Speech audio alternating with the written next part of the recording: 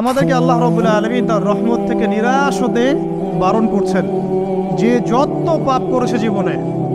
যদি একটা বার কেউ যদি আল্লাহ পাককে মন থেকে ডাকে, চোখ দিয়ে ঝরঝর করে পানি পড়ে, আল্লাহ পাককে বলে, সেজদায় গিয়ে পড়ে আল্লাহকে বলে রব্বিক ফিরলি, আল্লাহ আমাকে মাফ করে দাও, তার মনের মধ্যে যদি সততা থাকে, মন থেকে যদি সেই কথাটা বলে থাকে, আল্লাহ পাক শুধু তাকে ক্ষমাই করবেন না, তার সমস্ত গুনাহগুলোকে আল্লাহ নেকি দিয়ে পরিবর্তন করে দিবেন। একটা হাদিস পড়ছিলাম, নবী করিম সাল্লাল্লাহু আলাইহি ওয়াসাল্লাম তিনি বলছেন যে লাম্মা কাদাল্লাহুল খালক, যখন আল্লাহ রাব্বুল আলামিন এই মহাবিশ্ব সৃষ্টি করেন, তখন আল্লাহ রাব্বুল আলামিন কাতাবা কিতাবান, একটা কিতাব লিখেছেন।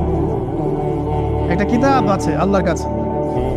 কাতাবা কিতাবান ফাহুয়া ইনদাহু ফাওকাল আরশ, যে কিতাবটা আল্লাহর নিজের কাছে আছে আরশের উপরে,